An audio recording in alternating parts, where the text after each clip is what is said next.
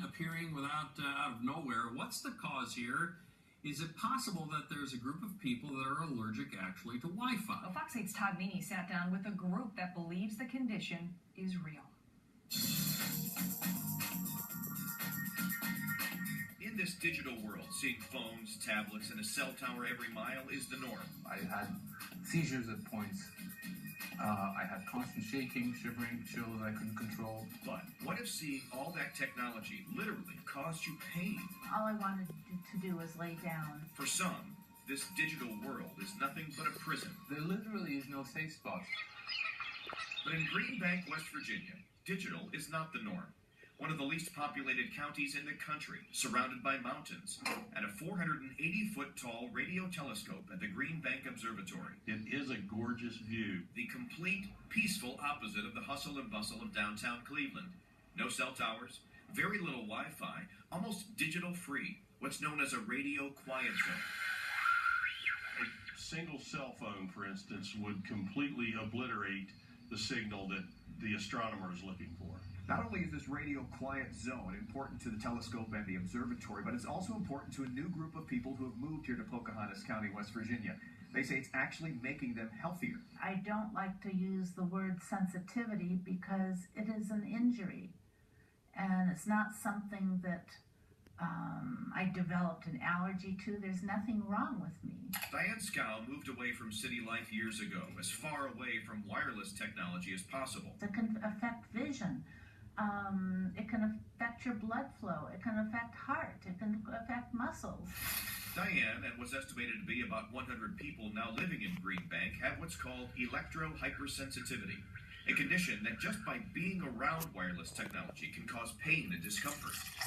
The symptoms can differ from person to person. Diane gets headaches and rashes.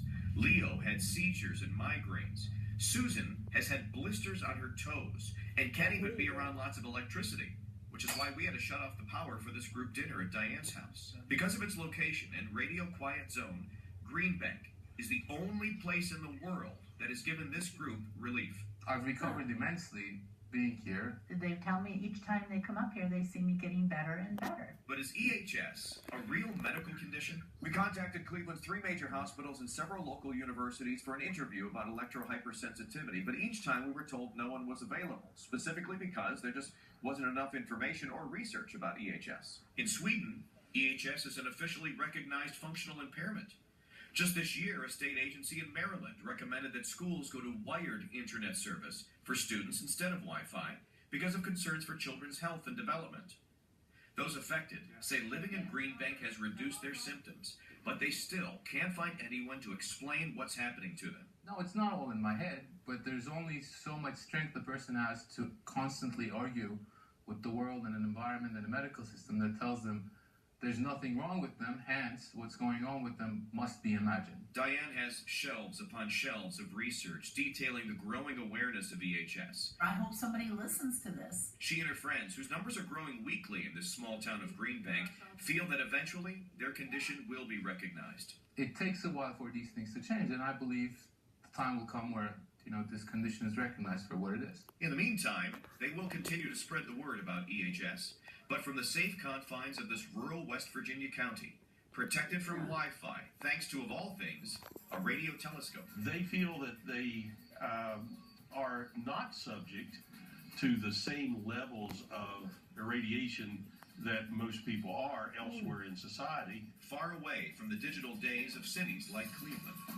In Green Bank, West Virginia, Todd Meany, Fox 8 News. Thank you, Diane.